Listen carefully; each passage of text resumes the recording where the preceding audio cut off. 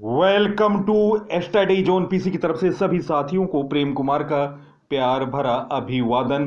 दोस्तों, आज मैं समसामयिक घटना पर आधारित पिछले 10 वर्ष में हुई ट्रेन दुर्घटनाओं के बारे में संबंधित तथ्यों और रिकॉर्डों को लेकर मैं उपस्थित हूं। और दोस्तों, इस वीडियो को देखने के पश्चात अपने साथियों को फेसबुक, इंस्टाग्राम, टेलीग्राम और व्हाट्सएप ग्रुपों पर शेयर करें।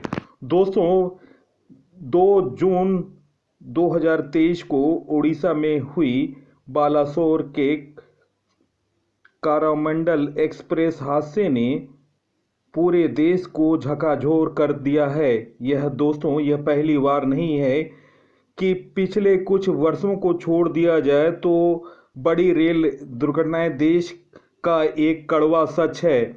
इन्हीं रेल हादसों ने हजारों लोगों की जान ली है। इसके बावजूद भी सरकारें सोती रही हैं। ऐसे हादसा रोकने के लिए कोई ठोस कदम नहीं उठाया गया है। एक आंकड़ा बताता है कि पिछले 23 वर्षों में 1000 से ज़्यादा लोगों की ट्रेन दुर्घटना में मौत हुई। सिर्फ मौत का आंकड़ा बदला है, लेकिन प्रशासन की लापरवाही समान रूप से देखने को मिली है। उड़ीसा वाले हादसे में भी उस लापरवाही से मुंह नहीं फेरा जा सकता है। कोई भी यह बात समझ नहीं पा रहा है कि आखिर 3 ट्रेनों की टक्कर कैसे हो गई। जब एक ट्रेन बोगियां पहले से ही पटरी पर गिरी हैं, तो दूसरी ट्रेन का ट्रैक पर आने की इजाज़त कैसे मिली है। सवाल अनेक है और प्रश्न भी उठते रहेंगे जब तक जांच नहीं पूरी होती है। और ऐसे में समझा जा रहा है कि यह मानवीय भूल हो सकती है, लेकिन अभी ऐसी स्पष्ट रूप से कुछ कहा नहीं जा सकता है जब तक कि जांच पूरी न हो सके। सरकार तो अपना काम कर रही है। और आपको बता दूं, 2014 से दुर्घटनाओं में कमी आई है, जब जब से प्रधानमंत्री मोदी ने कार्यभार संभाला है। दोस्तों, पिछले 10 वर्ष में हुई ट्रेन दुर्घटनाएं। 2012 में 22 मई को मालगाड़ी व हुबली बेंगलोर हम्पी एक्सप्रेस आंध्र प्रदेश में टकरा गई थी। 4 बोगियों के पटरी से उतरने व एक आग लगने से 25 लोगों की मौत हो गई और 43 लोग घायल हो गए। 2014 में 26 मई को उत्तर प्रदेश के संत कबीर नगर में गोरखपुर की ओर जा रही गोरखधाम एक्सप्रेस खलीलाबाद स्टेशन के पास खड़ी मालगाड़ी से टकरा गई, जिससे 25 लोगों की मौत हो गई।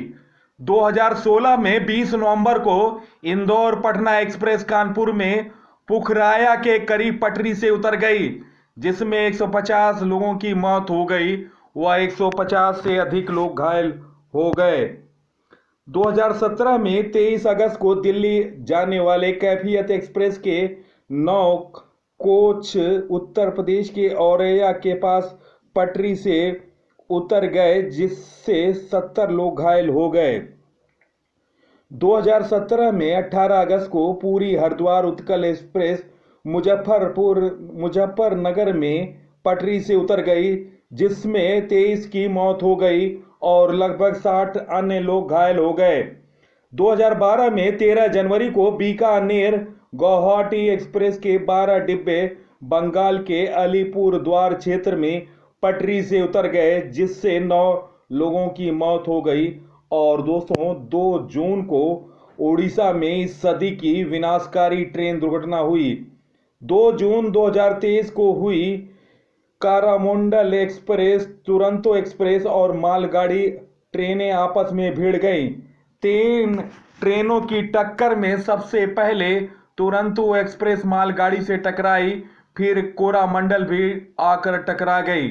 कोरामंडल एक्सप्रेस का इंजन मालगाड़ी के डिब्बे के ऊपर चढ़ गया, जिससे पता चलता है कि ट्रेन की रफ्तार काफी ज्यादा थी। दोस्तों, आपको बता दूं, दुर्घटना स्थल था उड़ीसा के बालासोर और भद्रक के बीच बहानगा में। इस घटना में कम से कम दोस्तों 288 लोगों की मौत हो गई और आधिकारिक आंकड़ों के अनुसार 1175 लोग घायल हुए हैं। यह टक्कर कोरामंडल एक्सप्रेस और बेंगलुरु हावड़ा सुपरफास्ट एक्सप्रेस तथा एक खड़ी मालगाड़ी के बीच हुई। दोस्तों, पहले भी हादसा का शिकार हो चुकी है कोरामंडल एक्सप्रेस। ओडिशा में 14 साल बाद एक बार फिर कोरामंडल एक्सप्रेस हादसे का शिकार हुई। 13 फरवरी 2009 को जब ट्रेन हावड़ा से चेन्नई के लिए तेज गति से यात्रा कर रही थी, तब 13 डिब्बे पटरी से उतर गए, जिसमें 11 स्लीपर थे और 2 सामान्य डिब्बे थे। इस हादसे में 16 लोगों की मौत हो चुकी है, जबकि 161 लोग घायल हुए थे। दोस्तों, 2014 से देश में रेल दुर्घटना में कमी आई है, ये आंकड़े आपको बता रहे हैं। और दोस्तों, 2014-15 में 131 ट्रेन दुर्घटना 131 लोगों का हादसा हुआ था और 2015-16 में यह हादसा 106 लोगों की मौत हुई थी। 2016-17 में 103 लोगों की और 2017-18 में 72, 2018-19 में 59, 2019-20 में 54, 2020-21 में 21 और 2021-22 में 34 रेल दुर्घटनाएं हुई। और दोस्तों, इसका स्रोत है स्टैटिस्टा 2023। 2004 में आपको बता दूं, दुनिया का सबसे बड़ा ट्रेन हादसा हुआ था।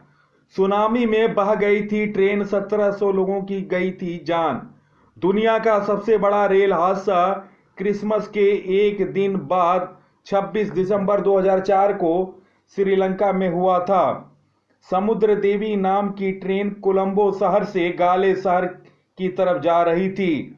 सुबह के 6:30 बजे ट्रेन कोलंबो फोर्ड स्टेशन से 1500 पेड यात्री और कई अनपेड यात्रियों, दोस्तों जिनके पास टिकट नहीं थे या वे ट्रेवल पास धारक थे, को लेकर चली थी।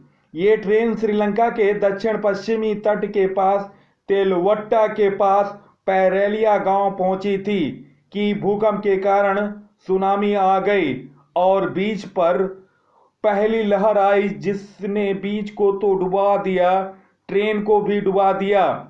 अंदर पानी भर गया तो घबराकर ट्रेन के लोग ऊपर चढ़ने लगे। जब 10 मिनट बाद दूसरी लहर आई तो उसका रूप इतना विकराल था कि उसने पूरी ट्रेन को अपने साथ बहा लिया।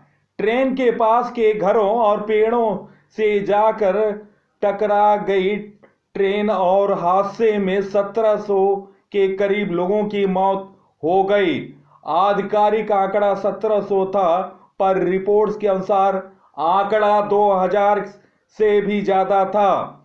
900 लाशों को बरामद किया जा सका, पर कई समुद्र के साथ बह गई। सिर्फ 150 लोगों की जान इस हादसे में बच गई।